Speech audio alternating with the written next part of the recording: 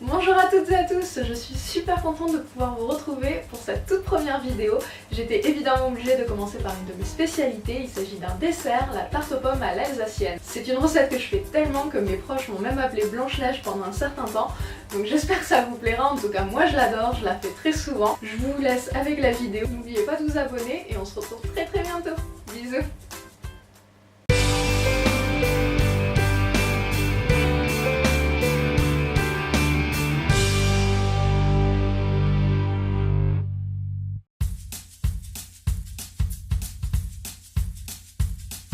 Pour cela, il vous faudra 3 pommes, 100 g de sucre en poudre, 2 œufs, un sachet de sucre vanillé, une pâte brisée et 50 centilitres de crème fraîche.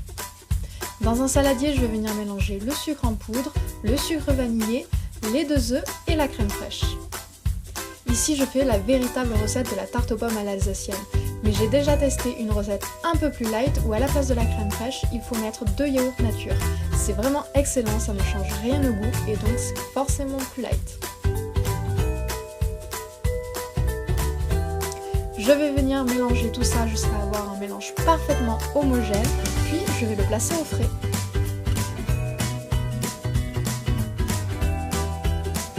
Puis on va s'occuper des pommes. Je les ai déjà lavées, il ne reste qu'à les écouter, puis les éplucher.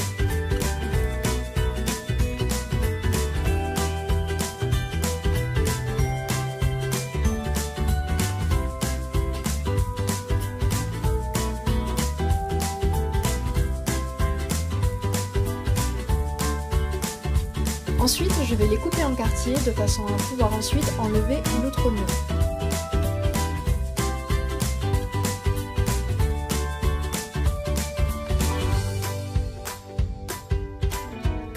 Et je finis par les couper en lamelles, fines et grosses, il n'y a vraiment pas de règle, je prends absolument tout.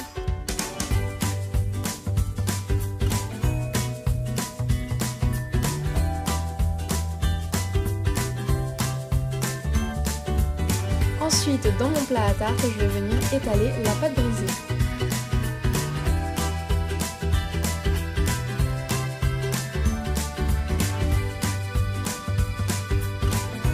Puis généralement, je coupe le papier cuisson qui me gêne pour le placement des pommes ensuite.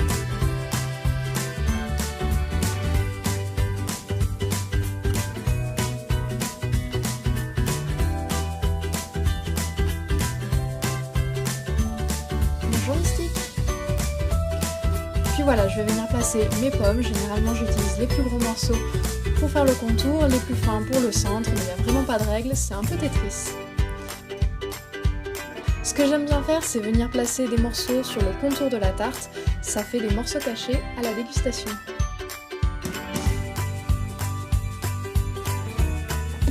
Puis je vais venir verser le mélange sur ma tarte, et histoire d'être sûr qu'il y en ait vraiment partout, je vais venir m'aider d'un pinceau de cuisine pour finir de l'étaler.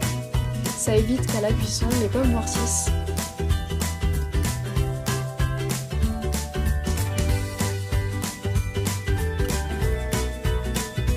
Ensuite, j'enroule ma pâte sur les morceaux cachés, puis je vais venir placer tout ça au four de 30 à 40 minutes à 200 degrés. La tarte est prête, il ne reste qu'à la déguster, chaude ou froide, avec de la glace vanille ou au petit déjeuner, c'est excellent. Je vous souhaite un bon appétit et à très bientôt.